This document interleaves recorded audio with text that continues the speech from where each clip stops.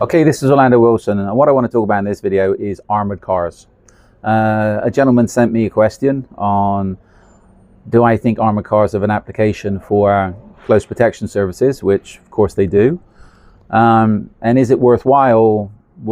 Did I think it was worthwhile for him to set up an armored car business? And I'm not talking cash in transit, I'm talking luxury armored cars to rent them out to executives, etc.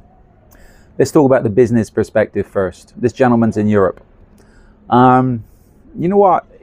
There is a market for it. But the issue is, a lot of people talk about how, again, especially on the CP courses, you must have armored cars, you must have this, you must have that, until they see the price tag for hiring them. And they can be pretty expensive. This is where, in parts in Latin America, there's a number of people that have a very good business renting armored cars, making armored cars, etc.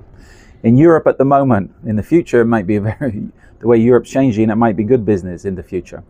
But at the moment, I would say a lot of executives, again, they've got it in their mind, a lot of people, even if they have the threat on them, that things aren't going to happen to them, so they're not going to spend the extra money on an armored car. They'd sooner just rent a luxury vehicle, etc., and not think about their security. The security usually comes second place until there's an issue. So that business, it's very much a niche business, and I'm sure there's people out there doing it. I'm sure they're making good money, but they have that niche. They have the clients. I don't think it's one of the things where if you start a luxury car rental and have a couple of armored cars available, that might make sense, but again, it's a big layout. Armored cars applicable to close protection services? Yes, of course. But this is where I've come across people over the years that they think just because they got an armored car that they are bulletproof. They're not. An armored car, like firearms, are part of a close protection program, not the whole program.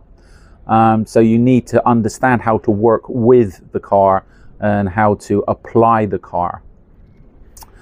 Now, you got to always think, I always tell people, think like the bad guys. And this is where, if you're employing an armored car, you want to think about how you could be targeted in that armored car. The easiest way to get people out of an armored car is fire, set it on fire. And I've got one of the scenarios in a book I've just written on counterinsurgency, talks about armored cars. So the easiest way to get people out of an armored car is to set the car on fire. And they have to get out. Stop the car, block it in, burn it, etc. That's a tactic for ambushing cash in transit vehicles, etc. This is a thing. If I was a bad guy, and you've always got to think like the bad guys. To learn to attack, you need to learn how to defend. To learn how to defend, you need to know how to attack. If I saw somebody driving an armored car, again, the first thing I would be assessing is what type of armor is on the car, and also, if I didn't think I had the weapons to penetrate that car, I'd just wait for him to get out of the car. So this is where you can be safe while you're in the car, but you have to get out of it at some point. I've come across people over the years, and this is where you have to be careful if you're hiring or buying armored cars, especially cars that have been put together in chop shops, etc. We can say, again, we can say home armored. You have to make sure you know what level they're armored to. I've come across people over the years driving around in Latin America in vehicles that were armored, once we found out, armored to a level 3 alpha, where the bad guys there are going around with assault rifles. So those armored cars weren't really good for much.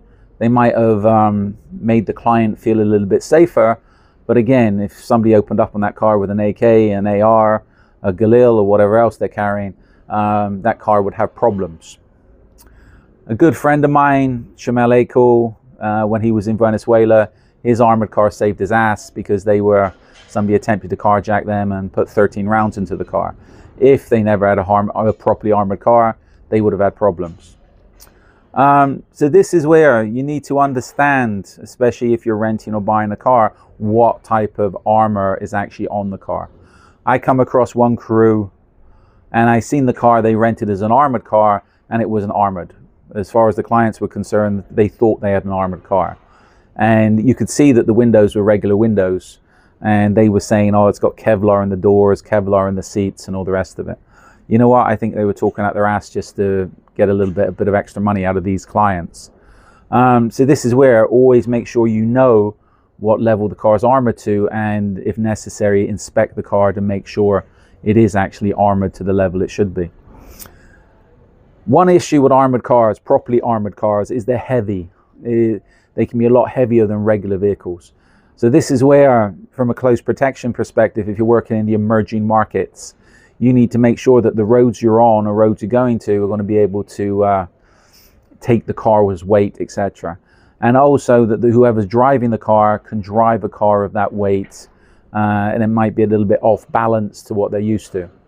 So make sure it's not just having the car, you have to make sure, again, back to basics, the person driving the car can actually drive the car, is capable of driving the car has been inspected, proper route selection, etc., etc. So it's armored cars can be an asset, but they have to be employed properly, and do not forget the basics, because again, as I said, an armored car to me is a can, and how do you get people out of the can? Well, you open the can, and the easiest way to do that with an armored car is set it on fire, Molotov cocktail, etc., etc., or even stage an accident and wait for the bodyguards or the security or the driver to get out, and then they've opened the can and you've got access to the car. So this is where it's you got to understand the strategies and tactics that go with the armored car, not just thinking, I've got an armored car, so I'm as bulletproof as the car. You know what? You're not. So, just my opinion. Follow me along on social media. I got a lot more of these videos up, and I also have an array of books up on Amazon that talk about various aspects of the security business, investigations business, etc. Follow me along on social media. I like LinkedIn at the moment, but we're also up on the main platforms, X, Instagram, TikTok, YouTube, etc. So in the meantime, be good, stay safe, stay out of trouble, and if you've got any relevant questions, feel free to give me a shout, and when I get time, I will get back to you. Cheers.